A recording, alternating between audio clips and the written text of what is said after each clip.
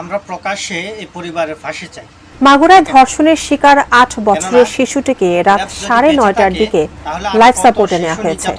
Dhaka medical college হাসপাতালে জীবন মৃত্যুর সন্ধিক্ষণে লড়াই করছেন তিনি। চিকিৎসকরা বলছেন শ্বাসরোধের কারণে তার ফুসফুস কাজ করছে না, তবে সর্বোচ্চ চেষ্টা চলছে। আর স্বজনদের দাবি ধর্ষকের সর্বোচ্চ শাস্তি নিশ্চিত করার। এসআই রাজের রিপোর্টে বিস্তারিত। বউ যদি থাকে আমি আরেক মেয়ের কাছে কেন যাব? আমি পুরুষ হিসাবে আমি লজ্জিত যে আমার বোনদের আমি হেফাজত দিতে পারতেছি না। বোনের বাড়ি বেড়াতে গিয়ে ধর্ষণের শিকার হয়েছেন তৃতীয় শ্রেণীর এক শিক্ষার্থী। বয়স তার মাত্র 8 বছর। বৃহস্পতিবার দিবাগত রাতে মাগুরা শহরের নিজ নান্দুয়ালি এলাকায় এই মর্মান্তিক ঘটনাটি ঘটে। পরে বুধবার রাতে উন্নত চিকিৎসার জন্য ঢাকা মেডিকেল কলেজ হাসপাতালে আনা হয় তাকে। সেখানে পেডিয়াট্রিক ইন্টেন্সিভ কেয়ার ইউনিট পিআইসিইউতে জীবন মৃত্যুর সাথে পাঞ্জা লড়ছেন তিনি। স্বজনদের অভিযোগ, বড় বোনের শ্বশুর তার দুলাভাইয়ের সহযোগিতায় রাতে ধর্ষণ করে ভুক্তভোগী শিশুটিকে। শুধু তাই নয়, ধর্ষণের পর গলা টিপে হত্যা চেষ্টা করা হয় তাকে। এছাড়া এর আগে বড় বোনকেও নির্যাতনের অভিযোগ করেন তারা। আমার ভাগ্নি হলো দুটো, বড়টাও নির্যাতন হয়েছে, ছোটটা তো হয়েছেই। এখন এটার ক্ষতিপূরণ আমি আর কি বলবো? বাপে হলো, মেয়ের বাপে হলো প্রতিবন্ধী হিসেবে, মাথার সেন্স নাই।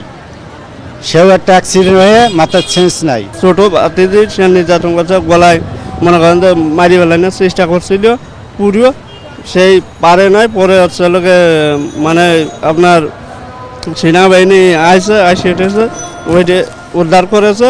এবারে বড় মেয়েরও একটাই রাখতে চাইছিল, ওর দিয়ে মানে ওর হচ্ছে করতে চাইছিল, ওর হচ্ছে লোকে ছাড়বে না। তারপরে সেনাবাহিনীতে উদ্ধার করেছে।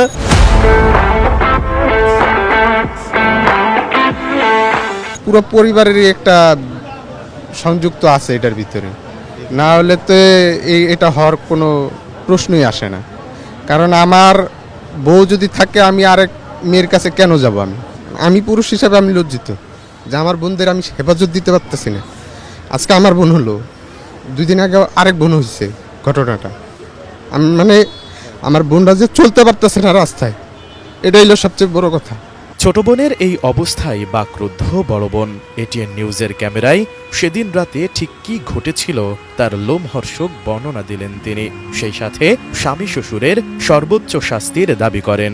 আমি বাথরুমে উঠছি, দেখি দরজা খোলা। তারপরে ও করছিল যে আপা আমার অনেক কষ্ট হচ্ছে। আমি ভাবছি ফ্লোরের পর পড়ে রয়েছে, এর জন্য ওর এরম লাগতেছে। আমি বলছি তুই ঘুমাই পড়। সকালেও করছে আমার সাথে, তাও এরম করছে। ভাই দরজা খুলে দিচ্ছে, কিন্তু ভাই ওসে কিছু কই নেই, মানে কথা কথি পারতেছে না, অনেক কষ্ট হচ্ছে। আমি বুঝতেছি, আমি যে মাকে কাছে ফোন দেবো, ফোন টোন কেউ কিছু দিতে দিইনি। আর আমার ঘরের ভিতরে আটকে অনেক মারছিল। সবাই মিলে করছে যে তুই যদি কারোর কাছে কোষ কিংবা তোর বাপ মার কাছে ফোন দিস, তাহলে করলাম তোর বোনিরে যেটুকু আছে তোর বোনিরে মারিয়ে ফেল। আমার তো মান সম্মান গেছে, তার সাথে আমার বোনের জীবনটাও শেষ। ও যদি বেঁচে হতো তাও কোনো ওর মূল্য নেই, তাকে যদি ফাঁসি হয়।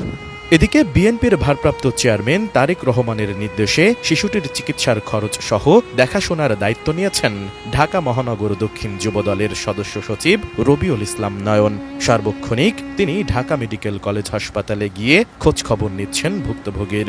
একটা শিশু বাচ্চা তার বোনের বাড়িতে বেড়াইতে গিয়ে নিরাপদ নাই, তাহলে বাংলাদেশ কোথায় নিরাপদ? এই ধর্ষকের মানে এমন বিচার হোক যে বিচার দেখে বাংলাদেশে মানুষ আর ধর্ষণের দিকে না যাক। এ ঘটনায় এখন পর্যন্ত অভিযুক্ত বড় বোনের শ্বশুর হিট্টু শেখ ও বড় বোনের স্বামী সজীব শেখকে আটক করেছে পুলিশ। বাকিদের ধরতেও বিক্ষোভ করছেন স্থানীয়রা। এদিকে এই ঘটনায় রাজধানী শাহবাগেও বিক্ষোভ হয়েছে। এছাড়া ফেসবুকে মেয়েটির মৃত্যু নিয়ে গুজব ছড়ানো হচ্ছে। সকলকে এই গুজব না ছড়ানোর জন্য অনুরোধ করা হয়েছে। বিভিন্ন পেজ থেকে শেয়ার করা হচ্ছে যে মেয়েটি মারা গেছে, কিন্তু মেয়েটি আসলে মারা যায়নি। মেয়েটি আইসিইউতে আছে, তো সে জীবন মৃত্যুর সন্ধিক্ষণে আছে। আপনারা সবাই তার জন্য দোয়া করবেন। মানুষ কতটা অমানুষ, নির্দয় ও পশু হলে তার খায়েশ থেকে রক্ষা পায় না 8 বছরের শিশু। স্বজনদের দাবি, ধর্ষক যেই হোক তার সর্বোচ্চ শাস্তি নিশ্চিত করা। ঢাকা মেডিকেল কলেজ হাসপাতাল থেকে এসআই রাজ, এটিএন নিউজ।